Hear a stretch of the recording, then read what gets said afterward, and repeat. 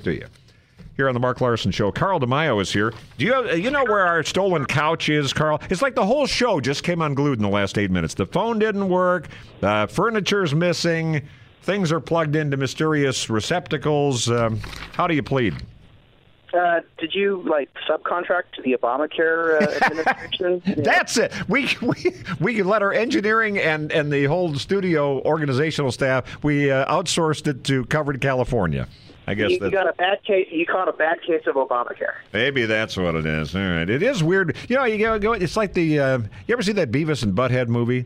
The one that came out. The one movie where they go back and somebody's stolen the TV and the window's broken and the TV's missing and they both keep looking at the empty space like they're trying to figure it out. That's what I was doing with the couch. I'm thinking, what's different in the studio? There's 8 feet of couch missing, and it was sort of bolted into the wall. It's just, what happens on St. Patrick's Day evening?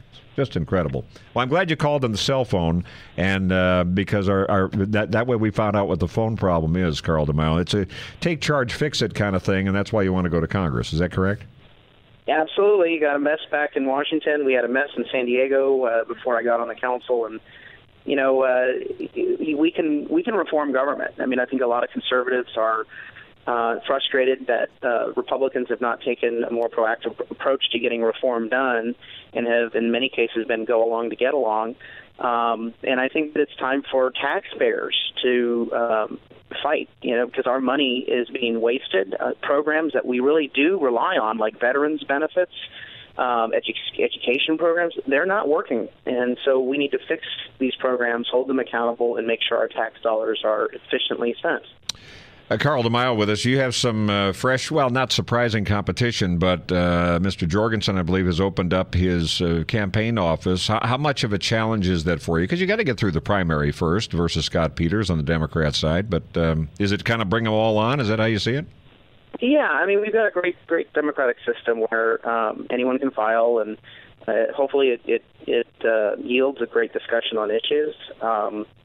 But I see this race ultimately about myself versus the status quo. You have a lot of powerful groups who like Washington the way it is. They're the only ones benefiting from it, by the way. These big labor unions, big government factions, and even some of these big businesses who like the tax code with all the sweetheart set-asides for them. I'm running so that we can fix this broken system. We need to open up government, make it more transparent, which is why I'm sponsoring my Fix Congress First initiative, make Congress live under the same laws as the rest of us, no more special exemptions, and then really get back to the American dream for the working family and the entrepreneur.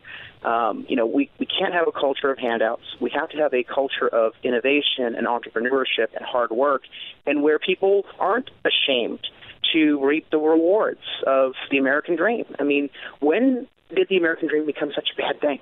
And so that's what we have to return to, and I'm hoping that I can be a strong voice for that. But there are some powerful groups that. Now, did you go to the California Republican confab last weekend? Were you there? No, it was just a couple days ago, and I had a full set of events here in San Diego, and I've been to many of the conventions, and they're a good. So you're okay. I mean, the Republican deal is not a problem for you, because what's interesting to me, Carl DeMaio, is that a lot of these cases across the country, Democrats and Republicans, you see a lot of people running without any mention at all about party label. So is that by design or accidental? I don't know. I mean, I think there's a lot of people who are disgusted with both parties, and that's why you see in this country, Mark, a growing number of people who are independents or declined to state. It's the largest or fastest growing party identification are the independents, declined to state voters. In my district, actually, in the 52nd district here in San Diego, the independent or declined to state voter became the number one party as of January 15th of this year, eclipsing just slightly Republicans, the number of Republicans in the district. So I think people get the joke. Both parties are broken.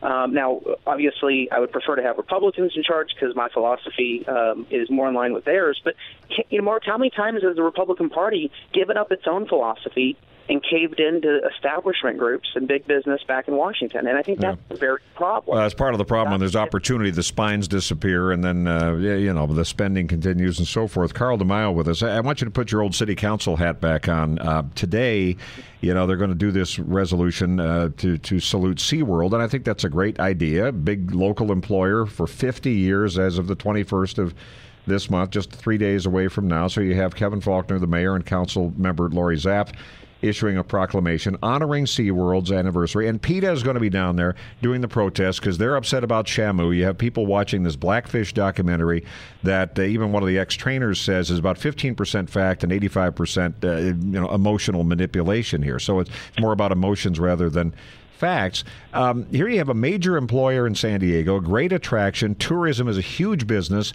very important to our region. And the more you listen to these PETA people, and they may be wonderful, just lovely people, I'm not passing judgment on them, but the agenda is just so off the chart. They've gone from saying, we're concerned, make sure these animals like these orcas are treated properly.